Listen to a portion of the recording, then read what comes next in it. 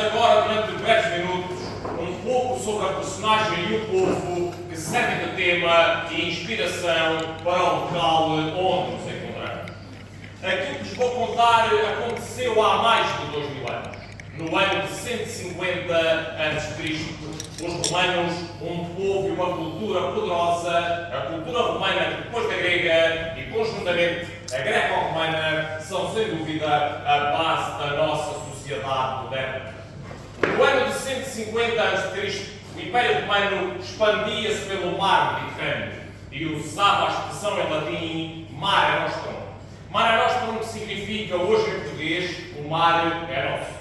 Os romanos ansiavam conquistar tudo à volta do mar Mediterrâneo, fechar o mar Mediterrâneo e ocupar o maior número de territórios possíveis. O Império Romano, com toda a sua grandiosidade, as pontes, os aquedutos, as estradas, os templos, os teatros, as cidades organizadas, como também nós hoje conhecemos as nossas, com toda essa grandiosidade, tinham então muita necessidade das riquezas extraídas dos povos conquistados.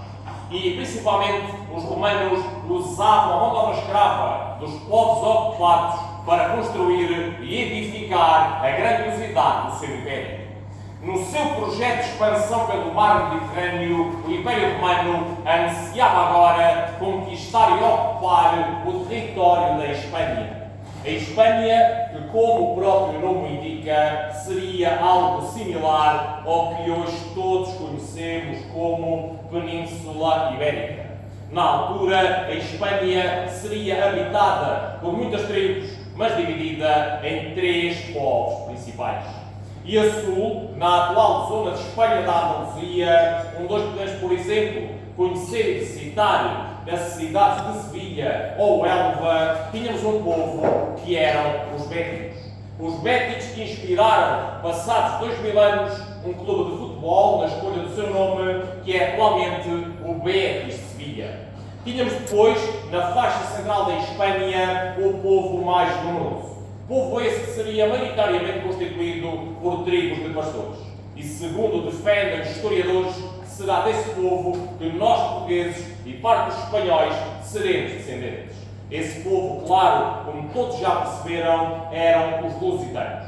Tínhamos por último a norte os celtibéricos, sendo todos estes povos descendentes das invasões celtas que aconteceram anos antes, povos que vieram do norte e que ocuparam a zona da Espanha. O Senado romano era o órgão máximo de gestão do Império e escolheu como líder das suas legiões para a conquista da Espanha o Pretor Galba. O Pretor Galba seria já então um general experiente e ardiloso. Tinha já travado muitas batalhas ao serviço do Império Romano.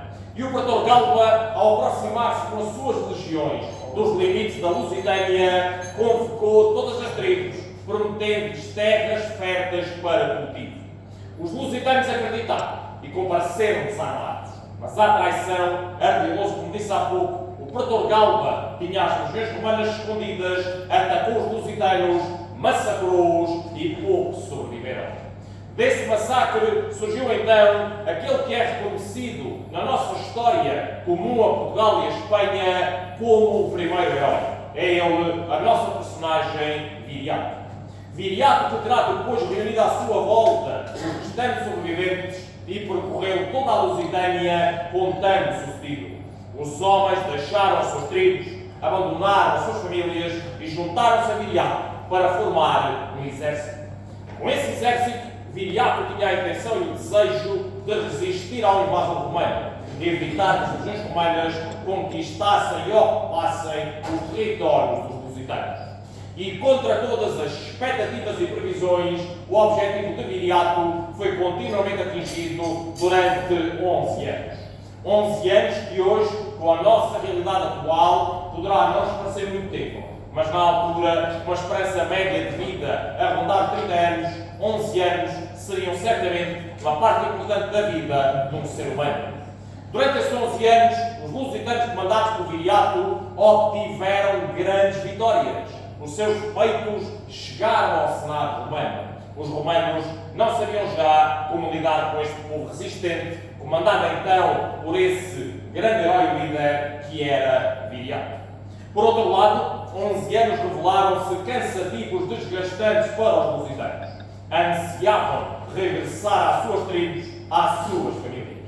E, nesta altura, por estes dois fatores, mas também porque Viriato sonhava com a paz para toda a Espanha, estariam pela primeira vez reunidas as condições para se falar num tratado de paz.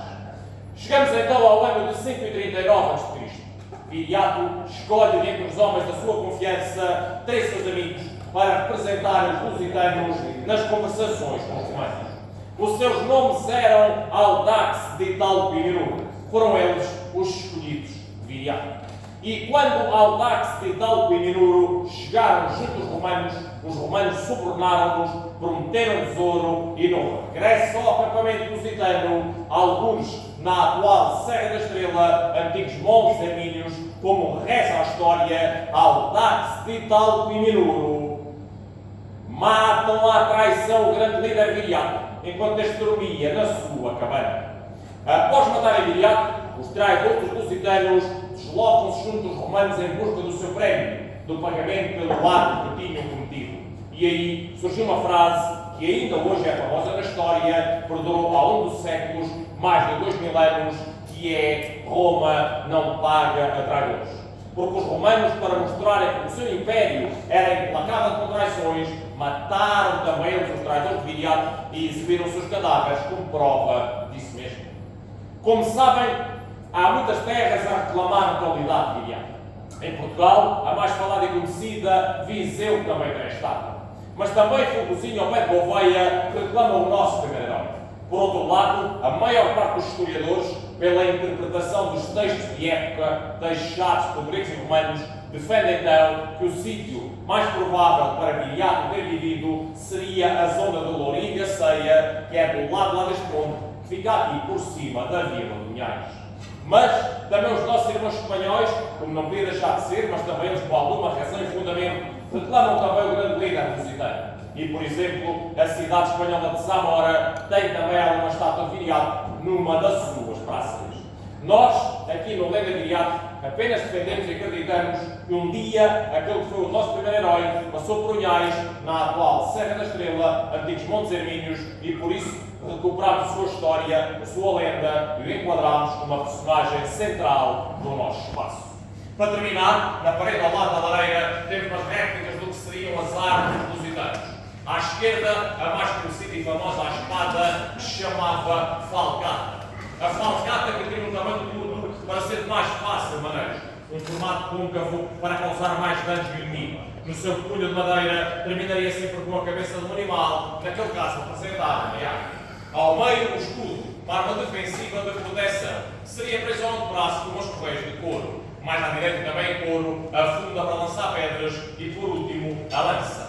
Agora a saída, naquilo que nós tentamos retratar como uma cabana lusitana, trocar o filme, explica melhor, mais interativamente e bem mais rápido aquilo que eu agora estarei a transmitir. Obrigado por terem vindo ao Lenda Viriato.